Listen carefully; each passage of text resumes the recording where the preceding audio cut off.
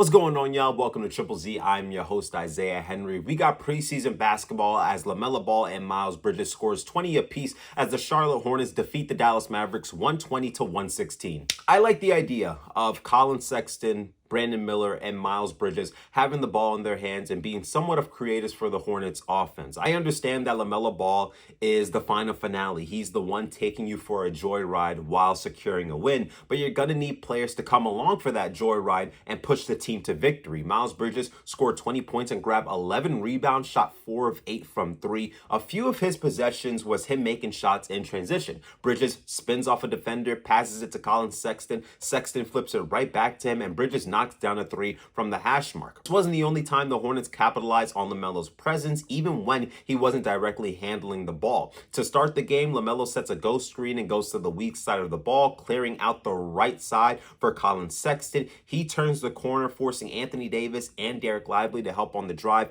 and it leads to Miles Bridges being open in the corner for a made 3. Brandon Miller pushing the ball up the court, drawing D'Lo's attention away from LaMelo, who he's matched up with in transition, and as D'Lo is ball watching, Miller spots LaMelo, relocating to the corner for a wide open 3, cash money. Lamelo Ball had a really good game in 23 minutes of play, 20 points, 6 assists. We know he's a walking highlight reel, one-legged step backs, deep range from 3, flashy passes. He had that nice left-handed alley-oop to Miles Bridges, coming from the baseline, really. I don't know why Anthony Davis was helping off of Miles Bridges, but once LaMelo spotted that, he was starting to, create penetration to the basket, and Miles Bridges just knows to roam that baseline, and LaMelo found him for an alley-oop and one play. He also had another one where, Colin Sexton's bringing up the ball. He kicks it to LaMelo Ball, and LaMelo attacks a closeout from Klay Thompson, goes behind the back, goes between the legs, left-handed pass to Miles Bridges in the corner for another made 3. We know LaMelo is an all-star level talent. It just comes down to if he can stay healthy and be on the court consistently. The Charlotte Hornets are looking at LaMelo going into year 6 to be this leader, right? And LaMelo isn't the only one expected to be a leader. You got Spencer Dinwiddie, who has, a good chunk of time in this league. Same thing with Mason Plumlee, Miles Bridges, Colin Sexton. But LaMelo Ball being, the franchise player, this all-star level talent going into year 6. And the Hornets trying to figure out, what this team can look like if LaMelo is on the court consistently. Like, he's expected to have a good season, right? I hope he has a good season, right? Because we know he is this talented, flashy guard who is 6'6", can ball handle, has great court vision, can score the basketball with some of the best players in the world. So I think for the Charlotte Hornets, they're just hoping that they have a healthy season from their backcourt players in LaMelo Ball and Brandon Miller.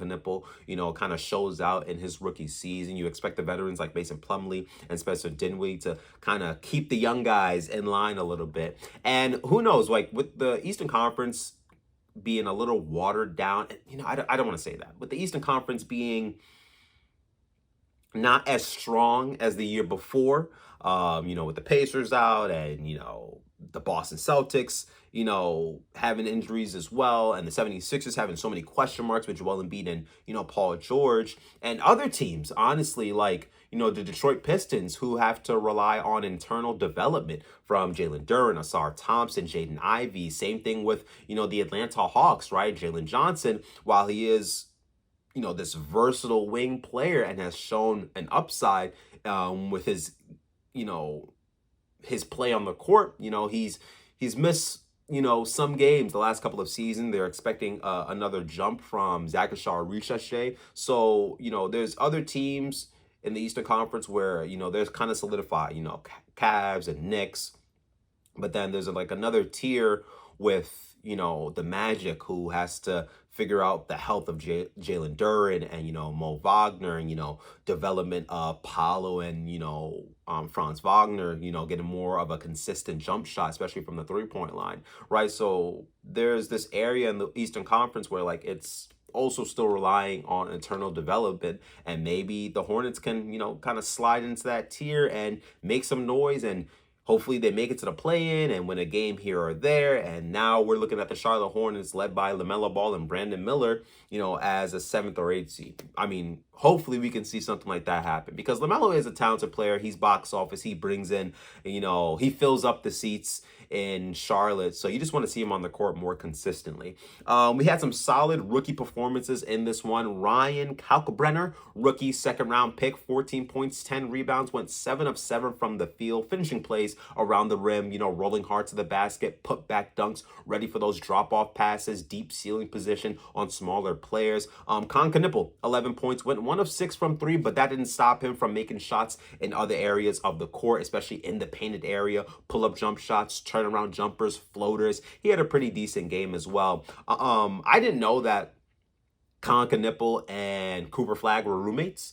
But the broadcast made sure to, drill that in your head so you don't forget. So I'm not going to forget that now, that Con Knipple and Cooper Flagg are roommates. Speaking of Cooper Flagg, he had 11 points, 4 assists, 3 steals, 3 rebounds, 5 turnovers, which is fine. He's still, learning the ropes of the NBA. I am so intrigued with Cooper Flagg's versatility. And he can do a little bit of everything, right? He can score a little bit. He can rebound. We know he can defend. He's a really good defender. He can play make. He can make quick decisions. And I'm hoping the Mavericks really dive into point forward for Cooper Flagg. With Kyrie Irving out with this ACL injury, the point guard role, it has to be done as a committee, where it's, D'Lo, Najee Marshall, Max Christie might have some, point guard duties, maybe Anthony Davis. We know people love to bring up, oh, he was a point guard back in high school. And then a little bit of Cooper Flagg. And in that tier, in that, list of players I named, I hope it's like, D'Lo, and then Cooper Flagg doing most of like the point guard roles. Because Cooper Flagg, man, in the 2 postseason games he's played so far against like OKC and against the Charlotte Hornets, one of his best skills is making those quick decisions and handling the ball. So in the Hornets game, in one of the first plays of the game, Brandon Miller is on the wing and Anthony Davis and Cooper Flagg are in sync about trapping him on the baseline. And Cooper Flagg, picks up the steal and he's dribbling up the court. And I've noticed too about Cooper Flagg, he gets a lot of attention from the defense. Like it's always like, 2 players on him, it feels like. So he has Brandon Miller and Lamelo Ball loading up on him. And Cooper Flagg recognizes, all right, I got 2 players on me, but then nobody is closing out to one of the greatest shooters of all time in Klay Thompson. Nobody is closing out to Klay Thompson. So instead of me trying to get a foul or, trying to, finish over the top of Brandon Miller and LaMelo Ball, let me throw this pass to Klay Thompson, who is an excellent shooter, who's wide open. Klay Thompson catches it, reloads, and shoots the 3, and he knocks it down. So it's that kind of vision and understanding and quick decision-making that Cooper Flagg is able to do in a basketball game.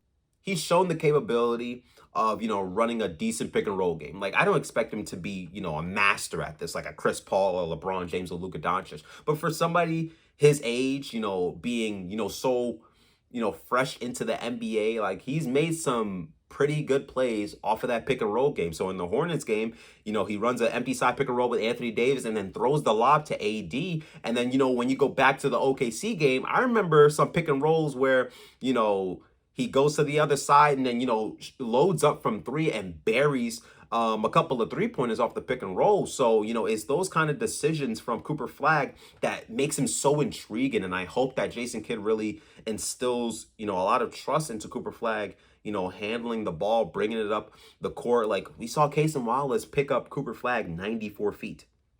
Cason Wallace is an excellent defender, and Cooper Flagg was able to, secure the ball and not turn it over and get across half court and get the Mavericks into their set. There was another play too with Cooper Flagg where it's like, he gets a steal. I can't remember if it was like a steal where, Con Knipple tries to make a pocket pass and Cooper Flagg reads it immediately, gets the steal.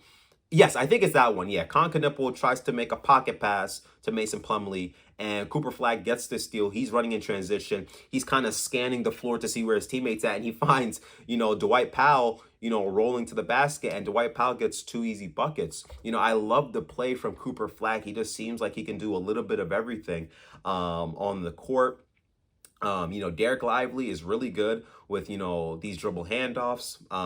So you have Derek Lively with the ball, and then Cooper Flagg comes for the handoff. He kind of scans his situation, goes to his right side, pulls up for a three, cash money, right? So I just love the play of Cooper Flagg, and I just want to see more of this point forward role from him. I think he can do a little bit of everything. I like how he's also not afraid to take, these kind of long mid-range shots. Like, I don't care about, oh, that's a long mid-range shot, that's a bad shot. I don't give a damn about that. Like, that behind the back he got on Lamelo and then pulled up at the elbow. I like that shot. He had another play where I believe it's Miles Bridges guarding him, and he takes like two dribbles and pulls up for a deep two-pointer, and he knocks it down. Like, I like that kind of play from Cooper Flagg. Oh, and I also love the lineup of Cooper Flagg, Derek Lively, and Anthony Davis.